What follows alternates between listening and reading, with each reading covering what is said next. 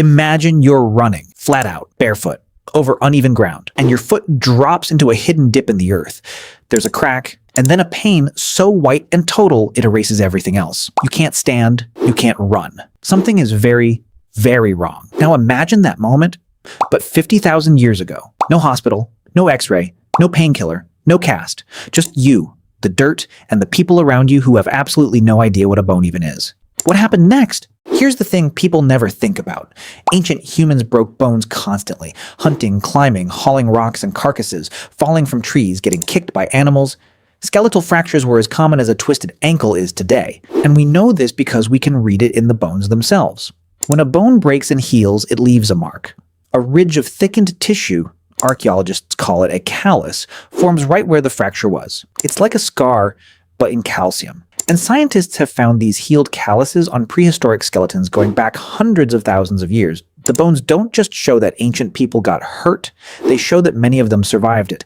But here's what's fascinating. Surviving a broken bone in the wild is actually kind of a miracle. Think about it this way. A deer breaks its leg, it's dead within hours. Can't flee predators. Can't reach water, can't feed itself. In the animal kingdom, a broken bone is usually a death sentence. Anthropologist Margaret Mead reportedly used this exact point to argue that a healed human femur, the big thigh bone, is actually the first true sign of civilization. Because the only way you survive a broken femur in the wild is if someone else keeps you alive while your body does the work of knitting itself back together. That's 6 to 12 weeks of someone bringing you food, someone carrying you to water, someone sitting with you through fever and pain, while the rest of the group keeps moving. That's not just medicine, that's love. And ancient humans were doing it long before anyone wrote anything down. So what did the actual treatment look like? First, immobilization. The body tells you this instinctively. A broken limb needs to stay still, or the bone ends shift and the whole healing process breaks down. Ancient communities figured this out fast. Archaeological evidence from sites across multiple continents shows prehistoric people using bark, reeds, sticks, and animal hide, bound tightly around injured limbs to hold them in place. The earliest known physical splints, found in Egyptian burial sites dating back around 5,000 years, are made from flat palm bark, padded with linen, tied with strips of cloth, clean, functional. Exactly what a modern orthopedic nurse would recognize. But here's where it gets strange. The ancient approach to pain is where things get genuinely wild. We tend to imagine prehistoric people just suffering through it, teeth clenched, no options. But the evidence says something very different. DNA analysis of Neanderthal dental plaque, and yes, Neanderthal dental plaque exists, and yes, scientists have sequenced it, found that one individual had been consuming poplar bark. Poplar bark contains salicin, the exact same compound that gives us aspirin. Another Neanderthal from El Cedron Cave in Spain was eating penicillin mold. Whether this was deliberate or instinctive, we can't be sure. But the pattern keeps appearing. Ancient humans reached for yarrow and chamomile as anti-inflammatories. They used henbane seeds, found stored in a hollowed animal bone, as a painkiller. They weren't fumbling around, they were working a pharmacopoeia built from decades of watching what the forest did. Here's where it gets more interesting. Some ancient humans didn't just splint a broken bone, some of them cut the bone off entirely. In 2022, archaeologists working in a cave on the island of Borneo found the skeleton of a young person who had lived around 31,000 years ago, and their lower left leg was gone. Not crushed, not missing from erosion, gone. The bone at the stump had healed completely. In the rounded, smooth way a surgical amputation heals, the person had survived the procedure, recovered, and lived for another 6 to 9 years walking through mountainous rainforest on a stump, 31,000 years ago.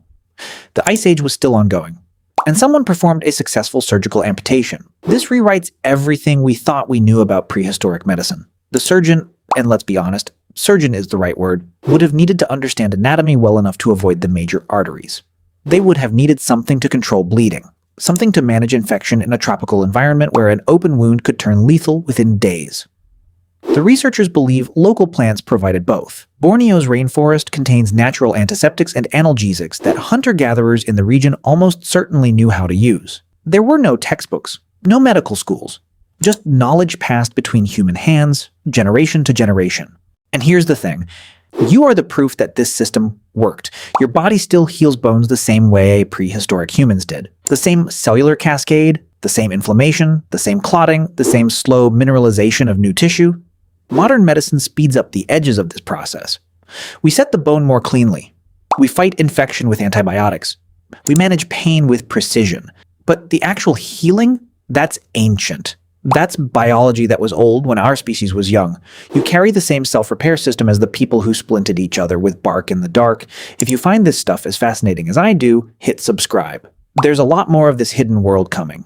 But here's the final layer. The one thing nobody talks about. The survival of someone with a serious bone injury, especially a lower limb injury, wasn't just a kindness, it may have been strategic. Researchers looking at the Shenadar 1 Neanderthal, a man who survived multiple severe injuries including a withered arm, a crushed eye socket, and significant hearing loss and lived well into his 40s, have suggested something striking. A person who can no longer hunt still knows how to hunt. They know where the herds move, they know which plants are safe, they know how to make tools. Keeping an injured elder alive wasn't charity, it was keeping a library alive. The first medicine didn't begin because humans were compassionate, though they were. It began because knowledge, accumulated, living, embodied knowledge, was the most valuable thing a group could possess. And a broken bone was just the moment that forced them to fight for it.